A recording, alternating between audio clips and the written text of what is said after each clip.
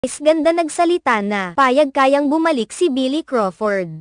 Maiksi subalit naging makahulugan ang naging sagot ng unkabogable star na si Vice Ganda sa mga katanungan ng mga netizens patungkol sa usaping pagbabalik ni Billy Crawford bilang isa sa mga co-hosts sa noontime show na It's Showtime. Naging makahulugan ang naging sagot ni Vice Ganda sa katanungang ito ng maraming mga netizens. Nakaagad umani ng mas marami pang mga katanungan patungkol sa totoong estado ng pagkakaibigan nila ni Billy Crawford. Ayon kay Vice Ganda, natatakot siya dahil baka kapag mayroong bumalik ay mayroon namang aalis. Masaya na rin naman umano sila at kumpleto na sila sa kanilang show.